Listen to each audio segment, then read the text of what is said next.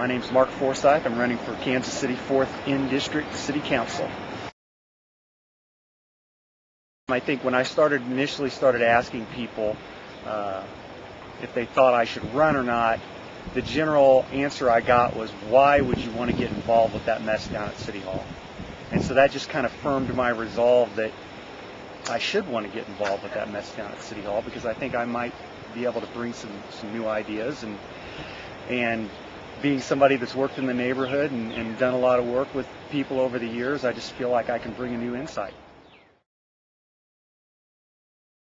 One of the limitations that I placed early on was, I'm not going to do this the way it's usually done in Kansas City politics, which is you kiss the right rings, you meet the right people, you raise the right amount of money, and you don't ruffle any feathers. And really, that's not the way I was taught politics in 6th grade civics. I don't think any of us were.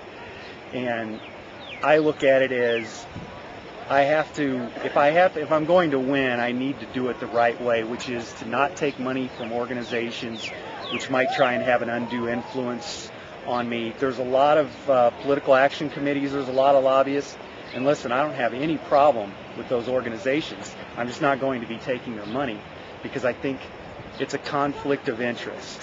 If somebody's donating money to my campaign and then I'm voting on something that directly affects them and their organization, even though I may be voting in the correct manner, just the appearance of impropriety, I think, is the kind of thing that has people upset with City Hall.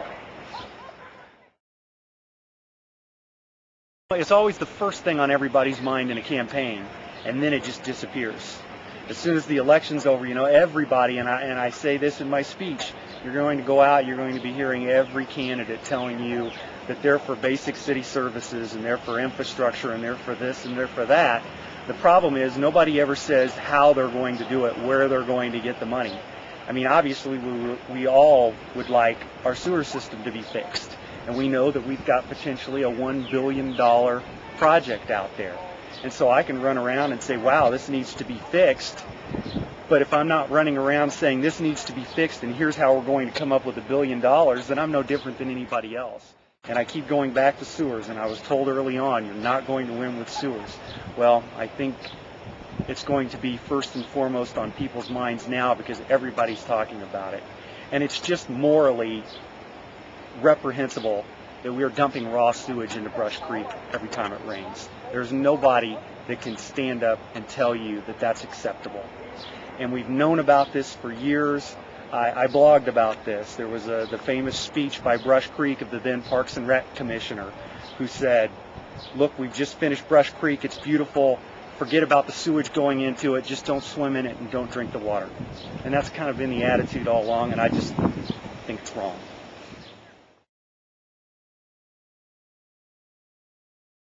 I'm an electrical engineer by trade. I also have an MBA with a finance emphasis. So I feel that gives me a little bit of insight into the technical aspects of things. For instance, I served on the competitive review committee, which was appointed by the mayor. I was actually brought in by somebody on the committee. And what we did was we looked at business models of the various city departments. And so I think the unique aspect that I brought into that was I could sit down with the public works engineers and the street maintenance engineers and talk their language. And I could also sit down with the finance people and the IT people and talk their language. And so I think my background lends itself in such a way, usually on city council, the way it's set up, because it is a part-time job, the majority of the people that we see elected either have a law degree, they're a lawyer, or they have a spouse that can supplement their income such that they can serve on council.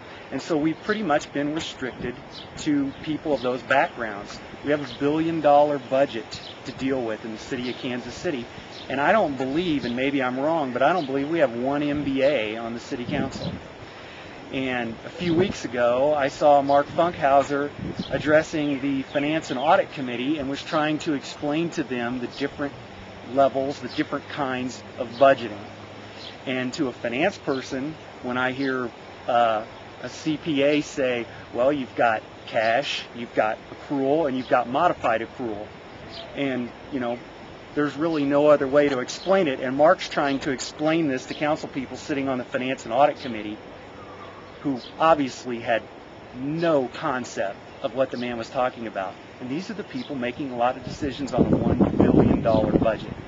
So I think at the minimum we've got to start having some more people with some business background to get on the council.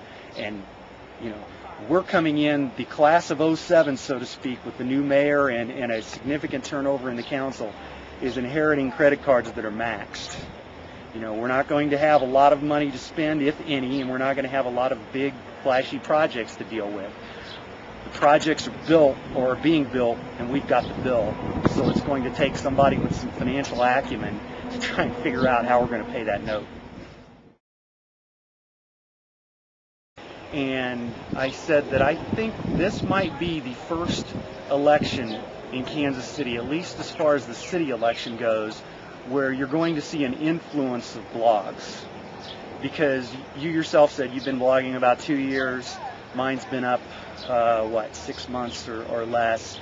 But people like Blog KC and KC Soil and Me, My Life and Infrastructure, the blogs that I read regularly, you know, KC Bloggers, along with KC Skyscrapers Forum, I think you're going to start to see a big influence. More people read those blogs than you're willing to admit. You know, I hear the buzz, I hear people talking about it, and we already had the dust up over the stadium issue. Have you ever seen so much attention by the people that were pushing the stadium's issues getting so upset about websites and blogs and demanding that they reveal themselves? That tells you right there that they view blogs and the internet as a viable threat, as a viable opportunity to get information out there. And blogs react quickly, they're immediate, the information is out there for everyone to see within minutes of it occurring, and I think that this could be the first election where you're going to see a blog affect at least one race. If not the mayoral, I think blogs will affect, and hopefully they will affect 4th District, and it will be a positive effect in my campaign.